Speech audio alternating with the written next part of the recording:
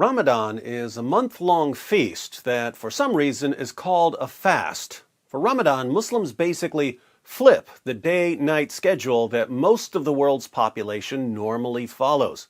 So, many people around the world normally eat their last meal in the evening at dinner, let's say 6 o'clock p.m., then they eat again at breakfast, let's say 6 or 7 a.m., so there's a 12 or 13-hour gap between meals.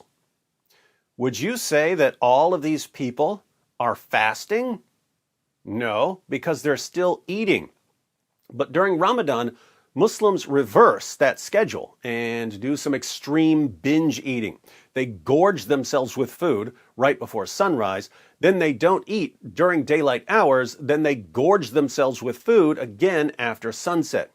So they actually have 2 feasts per day for an entire month. Food sales skyrocket in Muslim countries during Ramadan. Now, why would people who are having 2 feasts per day and who are consuming significantly more food than they normally consume claim that they're fasting?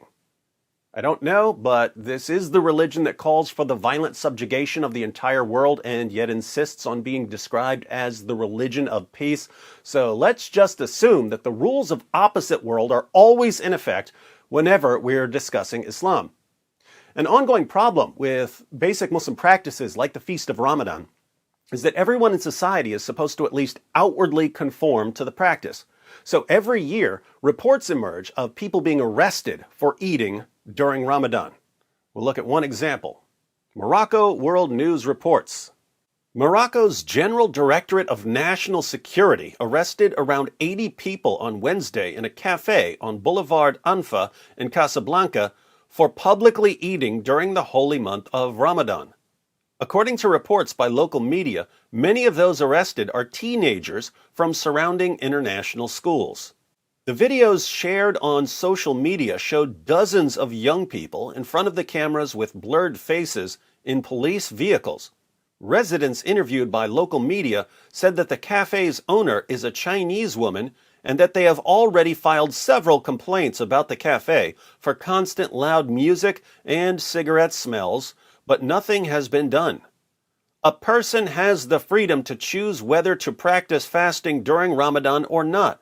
This, however, should not be done publicly out of respect to all of us who are fasting, one resident said to local media. You've got to love the definition of freedom here. Yes, you have the freedom to eat or not to eat, but only if you hide what you're doing. You can't eat publicly because that would make it harder on those of us who are feasting twice per day. We gorge ourselves with food before sunup, and we don't get to gorge ourselves with food again until after sundown. So don't make us uncomfortable by letting us see you eating somewhere between our 2 daily feasts. Publicly breaking the fast before the Maghrib sunset prayer in Morocco can result in penalties of up to 6 months in prison.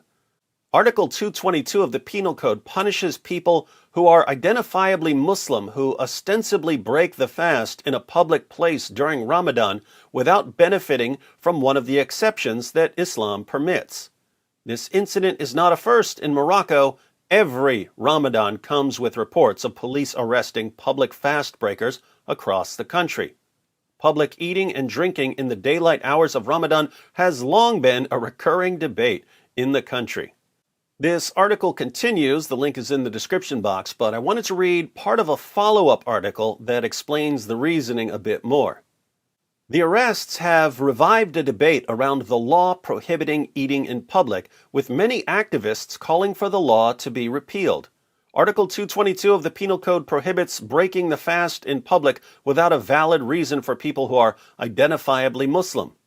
Advocates of the law cite Morocco's status as an Islamic country and argue that since the majority of people during Ramadan are fasting, breaking the fast in public can cause discomfort and infringe on practicing people's freedom.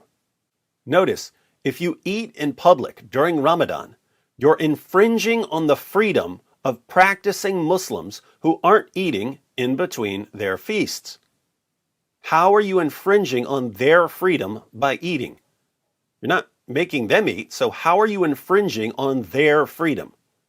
These people really seem to think that freedom means freedom from ever seeing anything you don't like or don't want to see.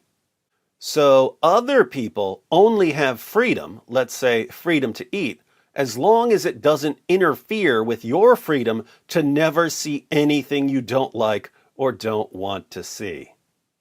And this is the heart of Sharia. Sharia isn't just chopping off hands or executing apostates. Sharia involves prayer and fasting and all sorts of other practices. But there's always an effort to apply the rules, even rules about basic religious practices, to Muslims who don't want to follow them and to non-Muslims. That's very different from the rules of other religions. The rules of Christianity are for Christians. In the New Testament, if you didn't want to follow the rules of Christianity, the response from the church was, there's the door, use it. But in Islam, the rules are to be imposed on everyone, the entire world.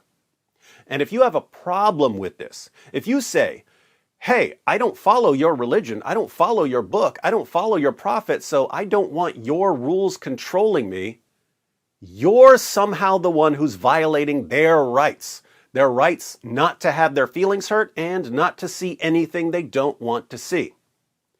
And if you're looking at all of this from a non-Muslim country and thinking, there is no way we can ever allow this nonsense to gain control in our society, you're somehow the one who's intolerant. Welcome to Opposite World.